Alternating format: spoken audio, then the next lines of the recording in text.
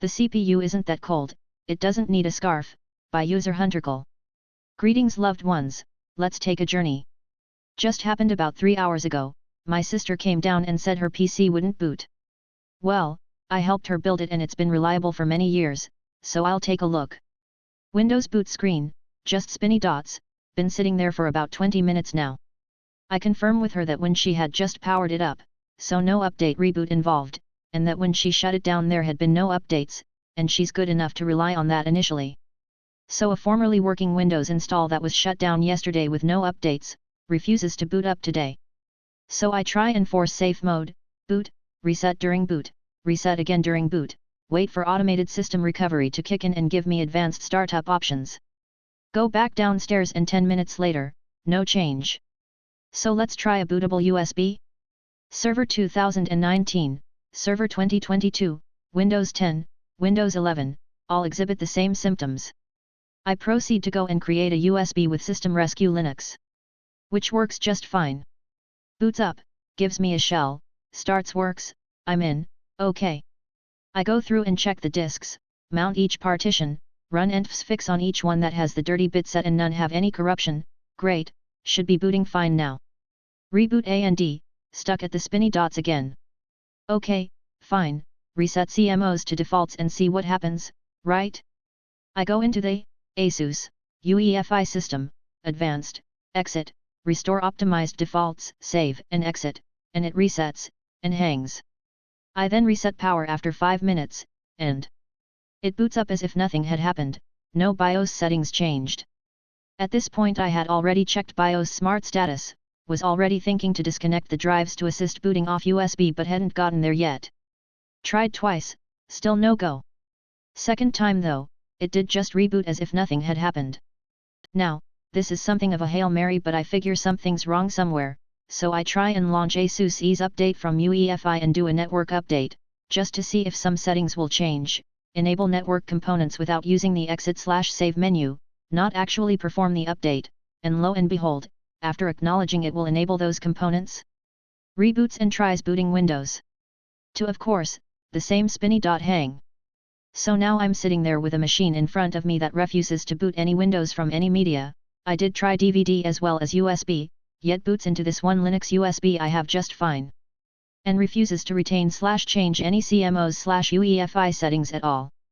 What does one do at this point? Yank the CMOS battery. I flick off the power supply switch and pull the plug, and get ready. I move the PC and it gets stuck.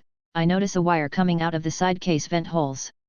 Well, that shouldn't be there, should it? I reach down and try to trace it into the mess underneath and there's no real hope for that. Bit of a mess between the bed and desk, didn't want to break it if it was an in-use wire, so I tug on the PC side.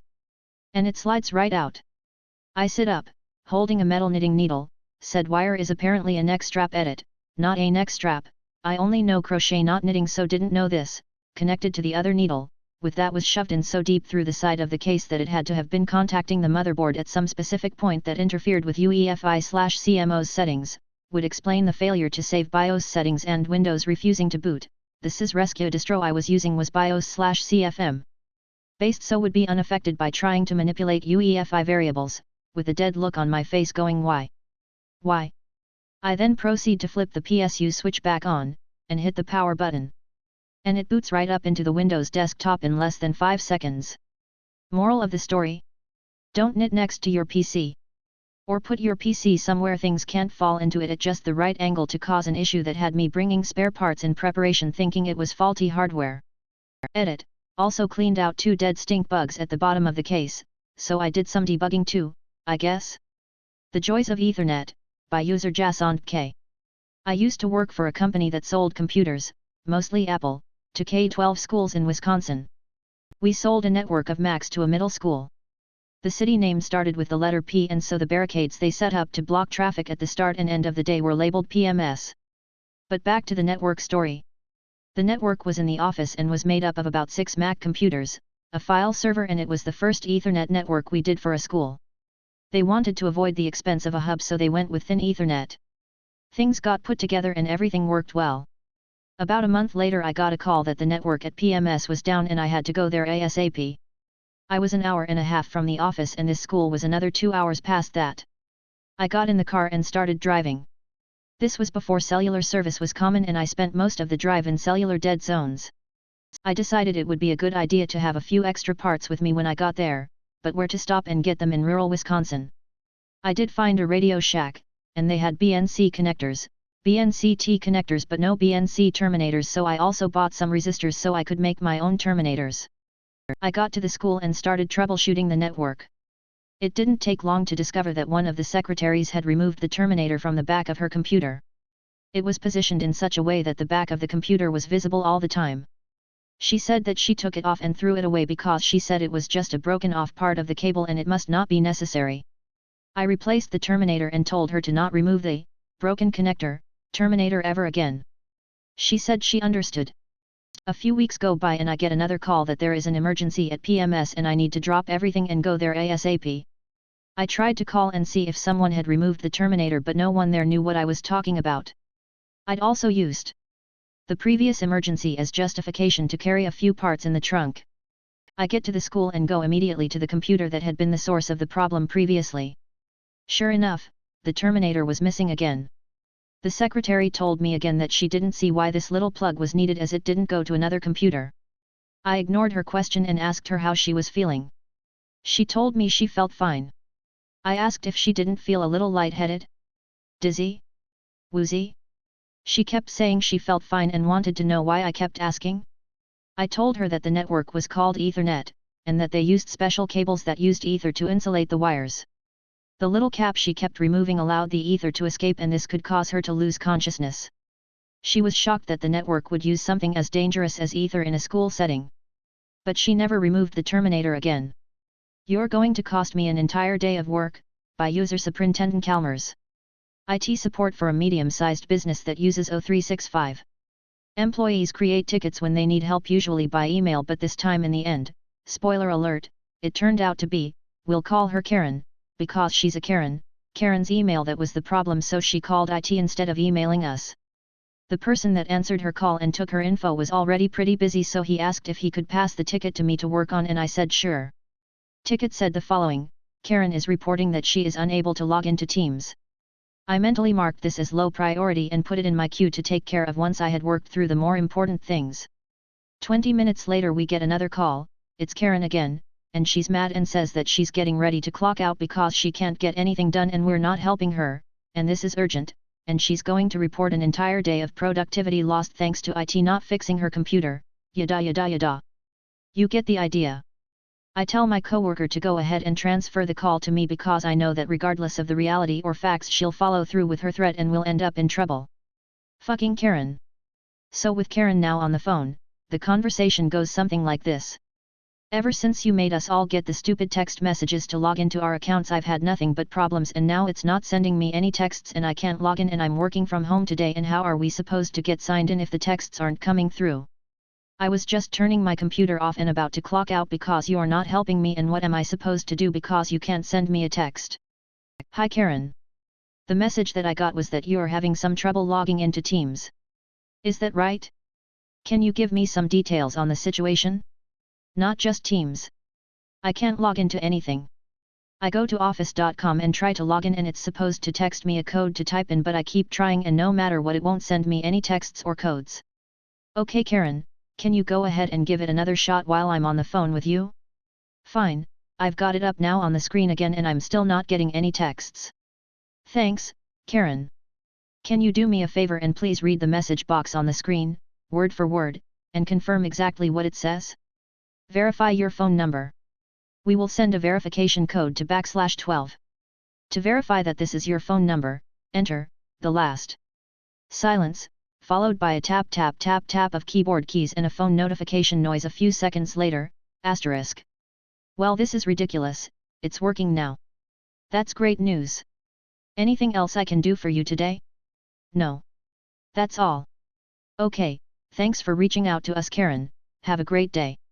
The machine doesn't work, it must be the 14 years without issues code's fault, by user Thedolan Duck. Hi, this is my first post. I have a headache and English isn't my first language, so I apologize in advance for any mistakes. For a bit of context, I've been working as junior programmer/technician in a company that specializes in industrial automation for the past 8-ish months. Basically, I program and troubleshoot PLCs of industrial machines. Also, this is my first job ever, part-time, while studying. The company is family-owned. My boss is the senior programmer, his son is who assembles all the electrical boards, his niece is who runs all the administrative stuff, and there is another guy and myself who also program, hired at the same time, both juniors.